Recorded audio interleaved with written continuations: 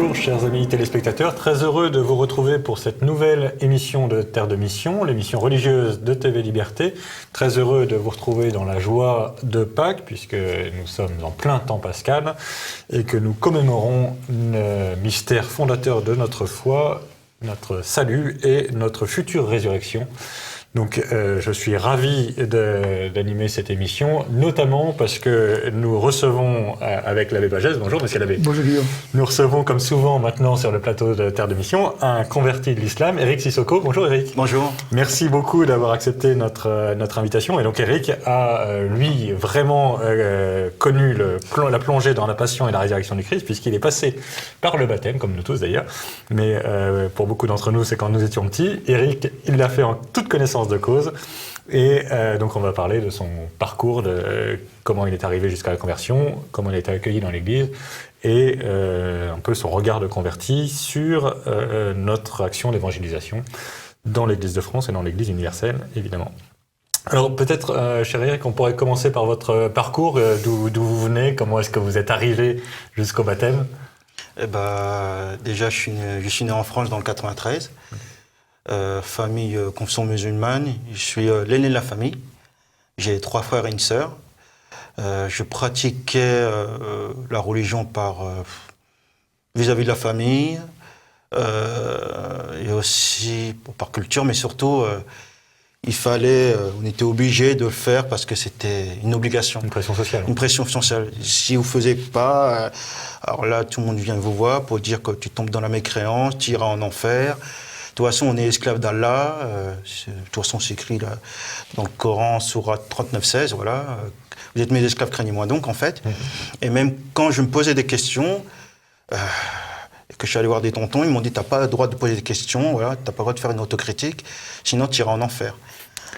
C'est très intéressant de noter, donc, parce que je suis persuadé effectivement que la raison dernière pour laquelle, et vous me confirmerez ou pas, pour laquelle un musulman, en fait, est musulman, c'est la peur d'aller en enfer. Oui, c'est ça. Alors, à ce sujet, il faudrait déjouer l'argument qui est parfois avancé à l'endroit des chrétiens, en leur disant qu'eux aussi menacent par l'enfer ceux qui ne veulent pas être catholiques. Mais il faut bien voir que la situation est très différente, parce que dans l'islam, c'est si tu ne fais pas cela, tu vas en enfer. Alors que nous, c'est parce que nous allons en enfer que Jésus est venu nous délivrer de ça. Parce que qu'on le veuille, qu'on ne le veuille pas, on est perdu. Jésus dit, je suis venu chercher et sauver ce qui était perdu. Et la mort physique que tout le monde a au bout de sa vie terrestre, ici-bas, est la preuve que nous allons tous à la mort, n'est-ce pas? Et donc Jésus vient nous délivrer de la mort, et comme le disait Guillaume, nous célébrons la résurrection. Et ça, c'est très différent de l'attitude des musulmans qui, eux, et vraiment, l'enfer est le moyen par lequel on les maintient dans l'islam. Nous, notre religion nous sauve de l'enfer. C'est pas la même chose. Et ensuite, par rapport à la foi chrétienne, je connaissais pas du tout. Personne en France m'a parlé de Dieu et Jésus. Je trouve ça dommage. Je connaissais la foi chrétienne par rapport le charisme de Jean-Paul II, voilà, qui dégageait quelque chose, une force que même aujourd'hui, je ne sais pas comment il faut dire. Et même son enterrement, je me rappelle, j'ai regardé du début jusqu'à la fin, et même ma mère ou mon père a dit « C'est dommage qu'il est mort, c'est un homme bon ». Et je dirais qu'une des raisons qui m'a sauvé la vie, première chose, c'est que à côté de la cité, il y avait une bibliothèque, et j'ai commencé à lire l'histoire de France. Alors j'ai appris Jeanne d'Arc, Clovis, Charlemagne, la Gaule, l'Empire romain, un peu la foi chrétienne. Et je me suis dit, que c'est merveilleux, quoi. C'est vraiment la France, l'histoire de France. Et que dans l'éducation nationale, on ne m'a pas appris ça. On m'a appris tout le contraire. Et on vous apprenait à détester la France? Oui, voilà, c'est ça. Voire même l'histoire de France, ça commence en 1789, en 1793. Et qu'on veuille ou pas, la France a des racines chrétiennes, voilà. Et c'est ça qui m'a fait aimer la France. Et je pense que, je suis certain, si on aurait fait aimer la France aux gens qui sont issus de l'immigration, parents africains ou nord-africains, aux jeunes comme moi, ils auraient vraiment aimé la France, quoi, voilà. C'est Charles de Foucault qui disait ils ne seront jamais français s'ils ne sont pas chrétiens. Et donc c'est intéressant de voir que dans votre témoignage, comment la France et la foi chrétienne sont liées dans votre parcours, n'est-ce pas? Oui, oui. Et c'est ça et je me rappelle, on m'appelait mon petit surnom Louis XVI ou Napoléon Bonaparte. Voilà, parce que j'étais vraiment bon en histoire. Vaut mieux Louis XVI. Oui, voilà, je préfère Louis XVI. J'ai pas conquis l'Europe. Voilà. Et ensuite, je faisais mes petites bêtises en banlieue avec certaines personnes. Et ma mère a dit où c'est l'armée en France, où c'est l'Afrique en fait. Et moi, je n'aimais pas l'autorité, voilà. Mais j'ai choisi l'armée. Pouvoir commencer. Et c'est vrai que quand j'ai fait mon service militaire, j'ai appris la cohésion, la patrie, voilà, chanter la Marseillaise, que je ne connaissais pas du tout. Et aussi la discipline. Et c'est à partir de là, dans mon régiment, que je me suis posé des questions sur Dieu. Dieu, pourquoi je dois prier? Je ne sais même pas si tu existes. J'ai envie d'être libre. Je ne suis pas esclave. J'étais révolté vis-à-vis de la morale et aussi le mal aussi. Dieu, si tu existes, pourquoi il y a le mal en fait, voilà. Et après, je suis devenu athée. Pendant je ne sais pas combien de temps. D'un côté, c'était une libération. Mais après, je me suis dit, mais je ne peux pas dire qu'il n'y a rien. J'ai dit, pourquoi on vit Je me rappelle quand je marchais à l'armée, on faisait des marches, je voyais le paysage, je voyais le ciel, je disais, mais attends, c'est beau, je ne peux pas dire c'est le hasard. Et je suis devenu agnostique, en fait. Et en 2006, je suis parti en Côte d'Ivoire, dans le sud. Et mon lieutenant a dit à mon sergent, ceux qui veulent aller à la messe, qu'ils viennent. Alors, il est venu me voir pour la première fois. Et moi, je dis non, hors de question. Je n'ai pas envie du tout. J'ai rien contre la foi chrétienne, mais moi, dimanche, c'est repos, déjà. Et on m'a trop bassiné vis-à-vis de la mosquée, il faut prier, voilà. Et après, j'ai réfléchi, j'ai dit, allez, pourquoi pas. Alors, je suis allé dans une église catholique. Et là, j'ai vu des Ivoiriens chanter, danser. Là, c'est vrai que ça m'a fait quelque chose. Et après, ensuite, pour la première fois de ma vie, j'ai entendu « Dieu vous aime ». Un prêtre. Et là, je dis « Comment ça, Dieu m'aime? Mais moi, c'est impossible ». Et je voyais les chrétiens qui étaient joyeux, ils n'avaient pas peur de Dieu. Je disais qu'ils étaient proches de lui, quoi, voilà. Et après, j'ai entendu Jésus est fils de Dieu, alors là, j'ai eu du mal. Et il disait que le prêtre, il me disait que même si vous n'êtes pas parfait, il est là pour vous, il vous aime quand même. Et là, j'ai ressenti quelque chose de fort que j'avais jamais ressenti quand j'étais confession musulmane, une sorte de paix. Et ensuite, je suis allé voir mon lieutenant pour lui poser des questions. Et il m'a dit, écoute, le mieux que tu comprennes, je te passe le Nouveau Testament. Alors, il m'a dit, s'il y a un problème, tu viens me voir, et voilà. Alors, j'ai lu le Nouveau Testament. J'ai lu du début jusqu'à la fin. J'ai dit, mon Dieu, c'est une parole vivante, c'est un Dieu vivant. Alors, voilà. je propose qu'on fasse une petite pause et on reviendra à la lecture du Nouveau Testament puisque nous venons d'épuiser la première séquence. Nous allons revenir dans 2 minutes sur le plateau.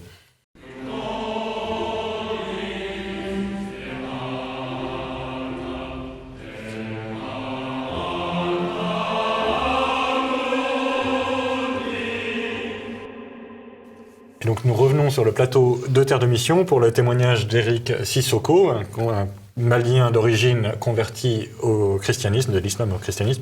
Et donc Éric, vous racontiez qu'à l'armée vous aviez découvert le Nouveau Testament grâce à votre lieutenant. Oui. Et alors voilà, on en était là. Voilà. Et il y avait des passages qui m'ont vraiment plu, comme Matthieu chapitre 5, verset 44.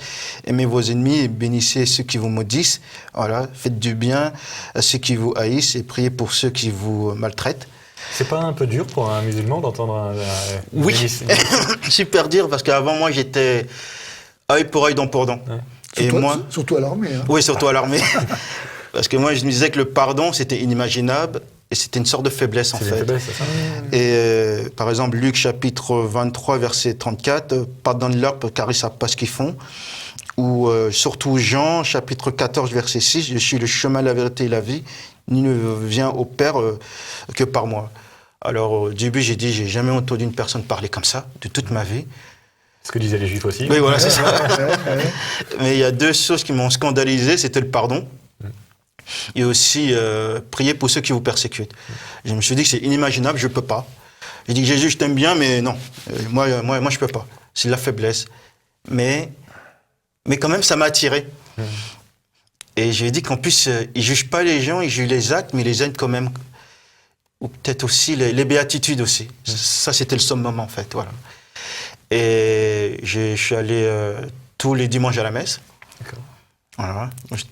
Comme ça. Comme ça. Ah ouais. Et des gens sont venus me voir pour me dire, mais pourquoi tu vas à la messe? Beaucoup de personnes comme sont musulmanes. Ah ouais. Ils m'ont dit, ah, tu veux te convertir? Et moi, j'ai jamais pensé à ça. J'ai dit, non, mais ça me plaît. J'ai envie, ça me plaît. Parce que tu joues la guitare, peut-être, c'est pour ça? Parce que les Africains sont plus exclamatifs. Et mon cher Jean a dit, fais attention parce qu'en France, c'est pas pareil. Et moi, j'ai dit, oui, j'ai remarqué ça, est-ce que je reproche, quoi, un peu. Et mon lieutenant m'a fait présenter un aumônier de l'armée. Et là, il m'a dit, est-ce que tu vas te convertir? Et j'ai dit, je ne sais pas. Et ensuite, quand je suis revenu en France, j'habitais encore chez mes parents, ma mère m'a reforcé à pratiquer l'islam, à aller à la mosquée, faire le ramadan. Je savais qu'il y avait une différence, mais là, c'était vraiment net, en fait. Et là, je me suis dit, non, mais ça y est, je comprends maintenant pourquoi les chrétiens est pris, parce qu'ils ont un Dieu Père, ils sont enfants de Dieu, et Dieu les aime, ils n'ont pas peur, quoi. Voilà. Et que nous, on prie, mais on est soumis, on est esclaves, et on ne sait même pas si on va aller au paradis ou en enfer. Voilà. Et 3 mois plus tard, j'ai contacté un de mes meilleurs amis d'enfance, Jean-Pierre, Francesc Chouch, ami d'enfance depuis le collège, je crois, depuis la primaire. On se donne rendez-vous à Paris et je lui ai dit, écoute Jean-Pierre, j'étais confession musulmane, à l'armée, je suis devenu athée. En Côte d'Ivoire, j'ai rencontré Dieu et Jésus. On fait comment pour devenir chrétien? Je dis juste comme ça, voilà. Et il me dit, écoute, le mieux, c'est va aller voir un prêtre et il va t'aider. Tu vas dans une église et voilà. Après, ensuite, je m'assois sur un banc et je réfléchis le pour, le contre, en fait. Parce que je me suis dit, peut-être je suis fou, parce que c'est la première fois qu'une personne peut-être va faire ça, et j'ai déjà entendu le contraire. Voilà. Des personnes qui étaient peut-être athées ou peut-être culture chrétienne, devenir... oui, voilà. Après, je me suis dit, bon, allez, j'ai découvert quelque chose de magnifique, c'est un trésor, peut-être ça va me sauver la vie. Je suis sûr que c'est la vérité, et voilà. Et je me suis souvenu, mon ami Jean-Pierre, il m'a dit, va à Notre-Dame de Paris. Et pourquoi vous pensez que c'était la vérité? Parce que déjà, c'est Jésus qui a dit, et je me suis dit, vu qu'il a fait 10 miracles, il est ressuscité, il est mort et ressuscité pour nous, je me dis qu'il n'y a pas plusieurs vérités, c'est lui, quoi, voilà. Et il a dit carrément, après, j'ai tout accompli, après moi, c'est fini, quoi, voilà. Et moi, j'ai pas vu d'apparition, quoi. Alors, je vais à Notre-Dame de Paris, je rencontre un prêtre, et je remercie le Seigneur d'avoir rencontré ce prêtre, qui est toujours là, le père terrien, à 90 ans. Je lui ai dit, mon père, voilà, j'étais confession musulmane, j'étais athée, j'ai découvert Dieu et Jésus, on fait comment pour devenir chrétien? Et lui, il m'a accueilli. Il m'a dit, c'est simple, on fait des cours catéchuménats, voilà. Alors je vais à Saint-Louis-d'Antin, voilà. Et j'ai pensé qu'au début, c'était à l'époque, moi, il va me baptiser, il va me parler de Dieu et Jésus, voilà. En fait, c'est pas ça du tout. Il m'a dit que ça sera 2 ans et demi. Au début, j'ai trouvé ça long. Mais d'un côté, c'est bien. Parce qu'on peut faire un discernement, en fait. Et ils m'ont dit que j'étais libre de partir. J'étais super bien accompagné. On m'a beaucoup aidé. Je remercie tous ceux qui m'ont aidé aussi. J'étais bien accompagné. Aussi, j'étais baptisé en 2009. Baptisé et confirmé. Avec une autre fille qui était confession musulmane, qui était athée, qui a découvert le Christ aussi. Elle s'appelle Sabine. Et à ce jour-là, jusqu'à ma mort, le plus beau jour de toute ma vie, c'est mon baptême. Parce que là, j'ai pleuré de joie, parce que là, je me suis dit, là, je serai une nouvelle personne. Amen. Et là, je suis enfant de Dieu. Et j'oublierai jamais, en fait, voilà. Magnifique. Vous parlez de Jean-Paul II tout à l'heure, mais Jean-Paul II lui-même disait que le plus beau jour de sa vie, ce n'est pas le jour où il a été nommé pape, où il est devenu évêque ou prêtre, mais ça a été le jour de son baptême. Effectivement, c'est la base de tout. Hein. Mais lui ne s'en souvenait pas, alors qu'Éric s'en souvient. Je me souviens. Et ensuite... Et après l'accueil dans l'église, ça s'est bien passé? Parce on a des témoignages assez contrastés. Il y a beaucoup de convertis de l'islam qui n'ont pas été très bien accueillis. Oui, ce que je trouve ça dommage, c'est que il y a beaucoup de gens qui sont allés voir des prêtres pour devenir chrétiens. Alors, on leur a fait patienter. Et après, il n'y a pas eu de retour. Et ils vont chez les évangéliques, parce qu'on les accueille plus. Ils sont plus missionnaires. On leur a dit, malheureusement, pourquoi tu veux devenir chrétien, mais... Sois un bon musulman. Oui, sois un bon musulman, voilà, c'est une belle religion. Moi, j'ai envie de dire, mais à ces prêtres-là, mais pourquoi pour vous, Jésus, c'est qui, quoi? Pourquoi vous êtes chrétien? Voilà, et j'ai dit que le salut, c'est pour tout le monde. Voilà. Après, on aura des comptes à rendre. Voilà. On va revenir sur l'accueil des convertis dans l'Église. On fait une petite pause et on revient sur le plateau dans 2 secondes.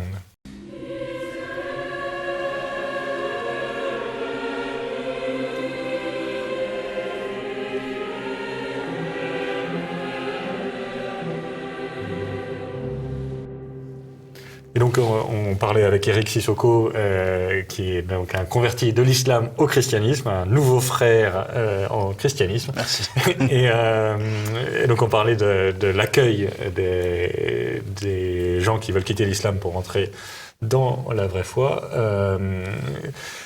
Est-ce qu'il n'y a pas, pardon d'être un peu paradoxal, mais est-ce qu'il n'y a pas un côté bizarrement raciste à refuser d'annoncer l'évangile aux Nord-Africains, aux Africains, en disant en substance, évidemment, je ne pense pas que les prêtres seraient capables de le formaliser comme ça, mais en disant en substance, le christianisme est une religion de blancs et les Maliens, ils doivent être musulmans, quoi. Oui, je pense qu'il y a ça, mais peut-être aussi on ne les a pas préparés à accueillir ces gens-là, en fait. Voilà. Pour eux, c'est tout nouveau. Et Jésus, de toute façon, c'est pour tout le monde. De toute façon, le salut, c'est pour tout le monde. Et en plus, il y a écrit, vous avez reçu gratuitement, donné gratuitement. Moi, je suis le premier à dire, il faut dialoguer, mais dialogue de vérité. De toute façon, on ne peut pas priver le salut. Il y a un autre Aïtati qui dit bien, c'est l'Église qui dit, hein, c'est pas moi. L'Église annonce et est tenue d'annoncer sans cesse le Christ qui est la voie, la vérité et la vie, dans laquelle les hommes doivent trouver la plénitude de la vie religieuse. Nostra Aetate, c'est pas moi. Hein. Voilà. Et de toute façon, Jésus, il a dit, allez dans toutes les nations, enseigner dans toutes les nations, les baptiser au nom du Père, le Fils et le Saint-Esprit. Et de toute façon, on est qui pour priver le salut à ces gens-là? Moi, j'admire mes frères et sœurs évangéliques parce qu'ils sont plus missionnaires que nous. Je lui ai dit que de toute façon, même aux gens qui sont non-croyants aussi, ils ont le droit aussi. Voilà. Moi, si j'avais pas rencontré, si mon lieutenant m'avait pas dit à moi, tu vas aller à la messe, mais moi, j'aurais jamais pu pardonner, par exemple, à mes parents ce qu'ils m'ont fait. J'aurais jamais prié pour des gens qui m'ont fait du mal. Je prie même pour les djihadistes aussi. Voilà. Pour dire qu'ils se convertissent, voilà. Je ne vais dire pas ce qu'ils font, mais pour qu'ils se convertissent. Même pour les personnes de confession musulmane, je leur dis, mais vous savez, Jésus, c'est pour vous aussi. Par exemple, la Vierge Marie, j'ai eu du mal. Je suis allé à Lourdes il y a 3 ans. J'ai fait une vraie rencontre avec elle. Je peux dire à ma mère, pour la première fois de ma vie, maman, je t'aime. Voilà. Et mes parents, maintenant, ils sont au courant. Je leur ai dit la vérité. C'était pas facile, parce que je n'étais pas encore prêt. Mais il fallait que je leur dise parce que je ne pouvais pas garder ça pour moi. Pour moi, c'est une deuxième libération, en fait. Maintenant, ils savent et mon père a dit, bon, écoute, ça ne nous plaît pas, c'est vis-à-vis des autres. Moi, je dis, tu sais, les autres, hein, quand je vais mourir, ce n'est pas eux qui vont me juger. Et il m'a sorti une phrase, je ne m'attendais pas du tout de lui. Il m'a dit, de toute façon, tu as choisi avec ton cœur. Et moi, j'ai envie de dire aux personnes aux gens de personnes qui sont musulmanes, j'ai envie de dire, mais de toute façon, Jésus, c'est le seul. C'est le Messie, c'est le seul de l'histoire de l'humanité.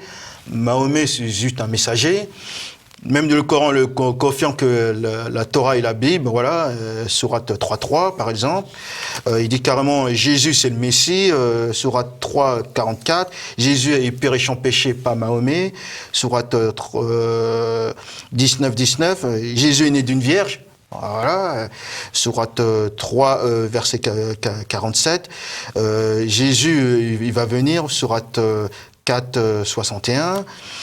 Par exemple, Jésus a fait des miracles, c'est même écrit dans le Coran, sourate 3, verset 44. Voilà, c'est clair. D'accord. Et donc, aux Français de souche, d'origine chrétienne ou athée ou agnostique, aujourd'hui, qu'est-ce que vous pourriez leur dire, vous qui venez de l'islam, au sujet de l'islam? Alors moi, j'ai envie de dire... alors déjà, c'est super important pour moi, séparer la personne et la doctrine.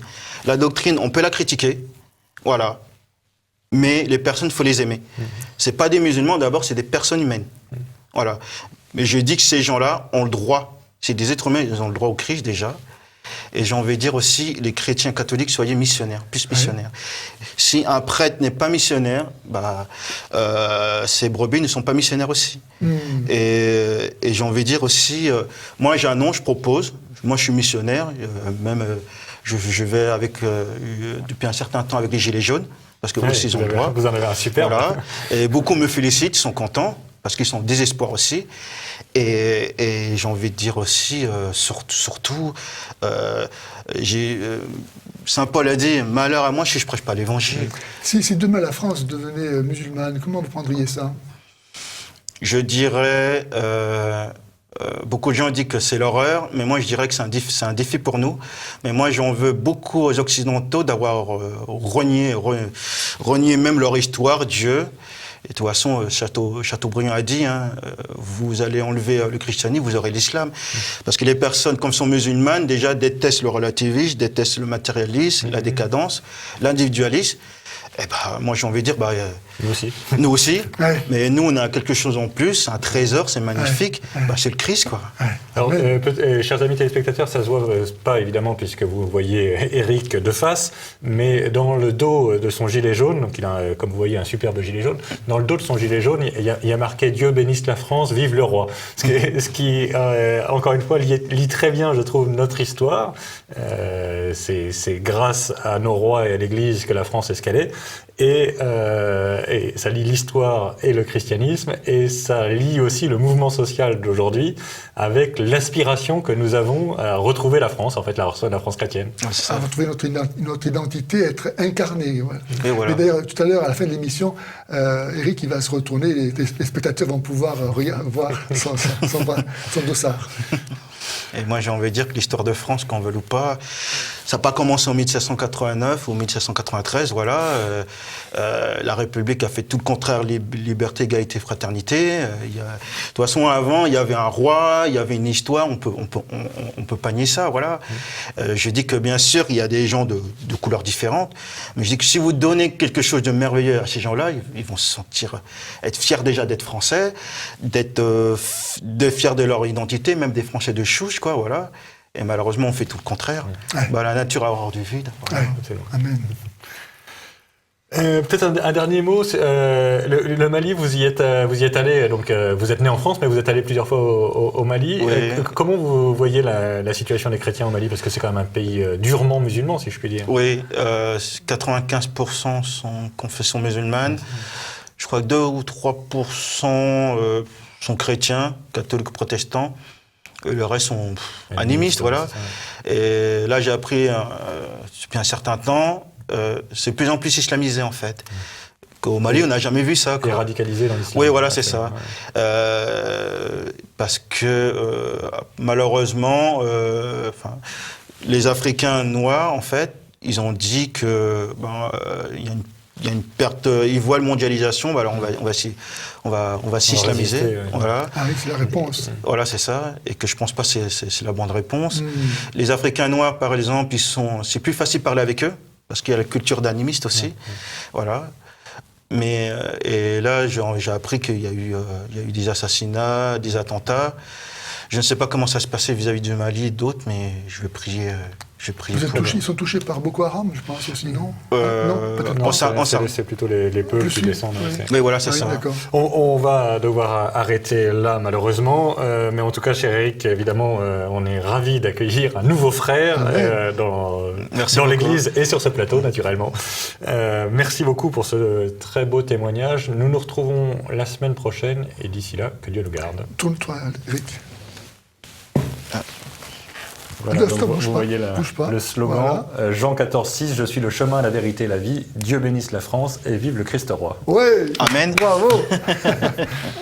Merci, cher Eric, merci, cher monsieur l'abbé. Merci à vous. Donc, à la semaine prochaine, chers amis téléspectateurs. Et d'ici là, de nouveau, que Dieu nous garde.